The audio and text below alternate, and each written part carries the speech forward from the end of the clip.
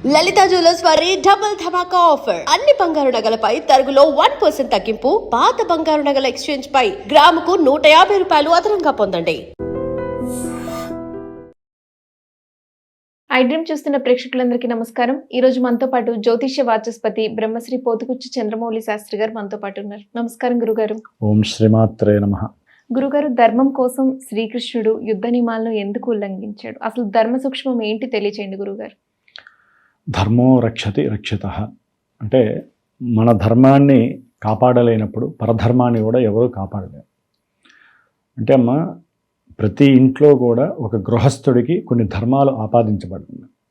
తల్లిదండ్రుల్ని చూసేటటువంటి ధర్మ లక్షణం ఒకటైతే కట్టుకున్నటువంటి భార్యని చూసే ధర్మం ఒకటే. అంటే పురుషునికైనా ఈ ధర్మం అంటే స్త్రీలకి కూడా ఉంటుందమ్మా. పెళ్లి కానంత వరకు ఆవిడ ధర్మాన్ని ఆవిడ ఆచరిస్తూ ఉండాలి. పెళ్ళైన తర్వాత భర్త యొక్క పతి ధర్మాన్ని ఆచరించాలి. అంటే ఇంటికి సంబంధించినటువంటి విషయాలలో ఆవిడే అన్ని విషయాలలో ఆవిడే చేసుకుంటూ ఉండాలి. ప్లస్ ఆయనకి సంబంధించినటువంటి విషయంలో కూడా ఈవిడ యొక్క ధర్మాచరణ ఆవిడ చేయాల్సింది. ఎందుకంటే మన సనాతన ధర్మం అంటారు, కానీ సనాతనం అని ఎక్కడ వదిలేరు దాన్ని. సనాతన ధర్మం మనకు ఉన్నటువంటివి ధర్మ అర్థ కామ మోక్షాలు అని చెప్పి వివాహ వ్యవస్థలో కూడా ఈ 4 చెప్పించే మనకి వివాహం అనేది ఆచరణ చేస్తూ ఉంటారు. ప్రతి మంత్రంలో కూడా ధర్మబద్ధమైనటువంటి సూత్రాలే లంఘించబడే ఉంటాయన్నమాట ప్రతి మంత్రం. అందుకనే ఆ మంత్రాల ప్రభావమే భార్యాభర్తల్ని జీవితాంతం కట్టుబడేస్తుంది.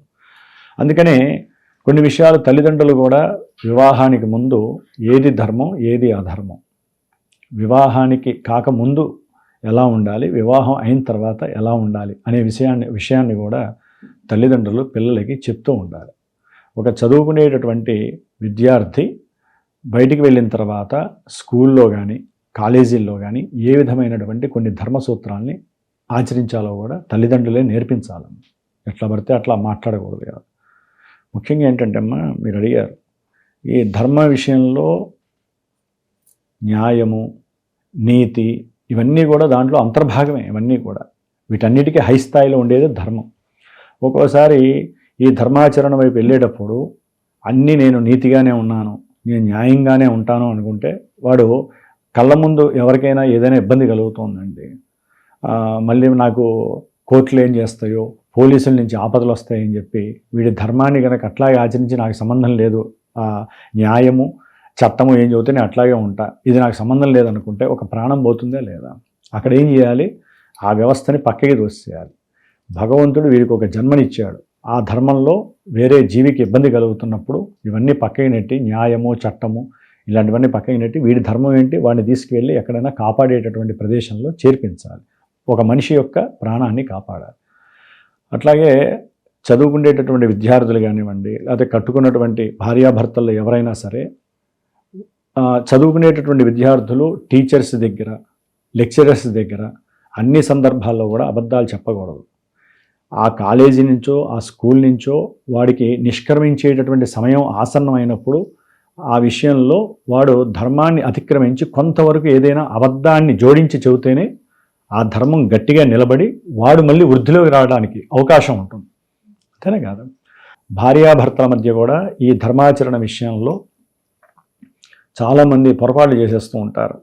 పెళ్ళైన తర్వాత వాళ్ళకి జరిగినటువంటి విషయాలన్నీ పోసగుచ్చుకుంటూ చెప్పుకుంటూ, వీళ్ళకి జరిగిన విషయాలన్నీ చెప్పుకోవడం ద్వారా అసలైనటువంటి వివాహ ధర్మంలో ఉన్నటువంటి సిస్టమ్స్ వదిలేసి అవే పట్టుకొని వేలాడి వీరి యొక్క జీవితం అనేటటువంటిది ఇబ్బంది పాలయ్యే అవకాశం ఉంటుంది. అక్కడ ఏమవుతుందంటే కొన్ని సందర్భాల్లో ధర్మానికి వ్యతిరేకంగా ప్రదర్శిస్తూ ఉండాలి. అది కూడా ధర్మ సూక్ష్మ మార్గం అంటారు. ధర్మం ఒక రకంగా ఉంటే ధర్మ సూక్ష్మం అనేది మన ప్రాణం దాకా వచ్చిందమ్మా. అవసరమైతే అబద్ధం ఆడాలి, తప్పదు. ప్రాణం నిలబడిన తర్వాత అవతల వ్యక్తికి జరిగింది చెప్పి అతను వినే పరిస్థితుల్లో ఈ విధంగా ఇబ్బంది కలిగింది అని ఆ ధర్మాన్ని మనము వాడుకోవడానికి అవకాశం ఉంటుంది. అంతేగాని ఇది ధర్మము నేను ఎట్లా చెబుతా అంటే వీడి ప్రాణం పోయిన తర్వాత ఇంకేం చేయగలుగుతాడు? అందుకని అపాయం పొంచి ఉన్నప్పుడు, అపాయం కలిగేటటువంటి సందర్భంలో కూడా ఈ ధర్మాన్ని సూక్ష్మంగా చేసుకొని దాన్ని మనం అబద్ధం అనుకోకూడదు, ప్రాణాన్ని కాపాడుకోవడానికి చెప్పాలి. అదే విషయం మీరు అన్నట్టుగా శ్రీకృష్ణ పరమాత్ముడు మహాభారతం చదివితే ఈ ధర్మసూత్రాలన్నీ చాలా చదువు. దాంట్లో భగవద్గీత అంత విశిష్టమైనటువంటిది. భగవద్గీత ఎవరైనా సరే ఒకటికి 10 సార్లు చదివారనుకోండి, ఆ శ్లోకము దానికి సంబంధించిన తాత్పర్యం చదివితే, అసలు ఒకసారి చదివితేనే వాడి జీవితంలో ఎన్నో మార్పులు వచ్చేస్తాయి. అంటే ఇక్కడ ఆ ధర్మాచరణలో ఈ శ్రీకృష్ణ పరమాత్ముడు అసలైనటువంటి సూక్ష్మాలేంటో అర్జునుడికి చెప్పాడు, అట్లాగే యుధిష్ఠిరునికి చెప్పాడు. అట్లాగే ఎదురుకుండా ఉన్నటువంటి ఈ కౌరవులకి సహాయం చేసేటటువంటి ఈ భీష్మాచార్యుడు కానివ్వండి, లేకపోతే మిగతా వాళ్ళకి కానివ్వండి, ధర్మరాజు చేత అబద్ధం చెప్పించిన, ఈయన చేత శ్రీకృష్ణ పరమాత్మ అర్జున్ చేత యుద్ధం చేయించిన, ఎందుకని ఇది ధర్మము ఇది అధర్మము అని చెప్పి ఈ సందర్భంలో వారిని నువ్వు చంపటం అధర్మం కాదు, ఇది ధర్మబద్ధమైనటువంటిది. ఎందుకంటే వాళ్ళు బతికున్నారనుకో మీ పాండవులు ఎవరు మిగలరు. దాని ద్వారా లోక శ్రేయస్సు దెబ్బతింటుంది. లోకం సుభిక్షంగా ఉండాలంటే వాళ్ళందరినీ మట్టి కనిపించాలంటే నువ్వు కొంత చెయ్యాలి అని చెప్పి ధర్మరాజుకి ఒక రకమైన సూచన ఇచ్చి, ఆయన చేత అబద్ధం అన్నటువంటి ధర్మరాజు చేత కూడా అది అబద్ధం కాదు, ఆ మాట ఇప్పుడు 2 అక్షరాలు 2 పదాలు ఉన్నాయమ్మా, ఆ 2 పదాలు కలిపితే ఒక అర్థం వస్తుంది. 2 పదాలని ఆ యొక్క అక్షరాలని విడదీస్తే ఒక అర్థం వస్తుంది. ఆ విధంగా ధర్మరాజు కురుక్షేత్రంలో ఒక మాట అనటం వలన ఎంతోమంది నష్టపోయారా లేదా? అది కర్ణుడు కావచ్చు, ఎవరైనా సరే ఇబ్బందులు పడ్డారు. అసలైనటువంటి ఆ యుద్ధ నీతిలో చాలా గంభీరంగా ఉంటూ ఎటువంటి వాళ్ళనైనా హతమార్చేటటువంటి కర్ణుడిని కూడా హతమార్చడంలో ఈ ధర్మ సూక్ష్మ మార్గం శ్రీకృష్ణ పరమాత్ముడు ఎవరికైతే వివరించాలో వారికి చెప్పాడు. కాబట్టి ధర్మం అనేటటువంటిది నీతి న్యాయానికి సమానమైనటువంటిదైనా అత్యవసర సమయాల్లో కొన్ని సూక్ష్మమైనటువంటి ధర్మ మార్గంలో ఉన్నటువంటివి చేసుకుంటే మనం ధర్మాన్ని రక్షించుకుంటూ మనం ఎలా ఉండాలి, అవతల వాళ్ళు ఎలా ఉండాలి, సిస్టమ్ని ఎట్లా ఆపరేట్ చేయాలి అనేటటువంటి విషయాలన్నీ కూడా ఈ ధర్మ సూక్ష్మంలో ఉంటాయి.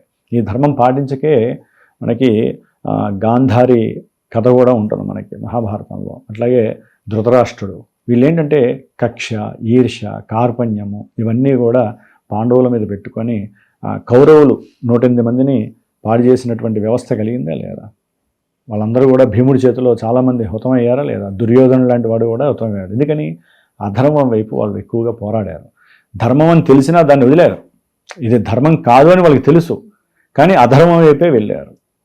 ఇక్కడ పాండవులకి తెలిసినా వాళ్ళు ఏమీ చేయలేని పరిస్థితుల్లో ఉన్నప్పుడు శ్రీకృష్ణ పరమాత్ముడు ధర్మం అంటే ఇది అధర్మం కాదు, మీరు చేయవలసిన పని ఇది చేస్తేనే ధర్మం నిలబడుతుంది, భవిష్యత్ తరాలకి మీరు ధర్మ సాధకులుగా ఉంటారు అని చెప్పి అంతటి శ్రీకృష్ణ పరమాత్ముడే ధర్మ సూక్ష్మమైనటువంటి మార్గాల్ని కనిపెట్టాడు. కాబట్టి ధర్మో రక్షతి రక్షితః, మనం ధర్మాన్ని కాపాడుకుంటూ మనం ధర్మబద్ధంగా ఉంటూ అత్యవసరమైన సమయంలో దాన్ని కొంచెం మనం వక్రించి మళ్ళీ మన దారిలోకి మనం రావాలే తప్ప ఇదే ధర్మము అని చెప్పి నేను నిజాయితీగానే ఉంటాను, నేను నీతిగానే పోతాను, నేను ఇలాగే మాట్లాడతాను అని అనుకున్నారనుకోండి, వ్యవస్థలు కూడా కొన్ని చీలిపోయే అవకాశాలు ఉంటాయి. ధర్మ మార్గాన్ని ఏ విధంగా అనుసరించాలో చక్కగా తెలియజేశారు. ధన్యవాదాలు గురుగారు. శుభమస్తు.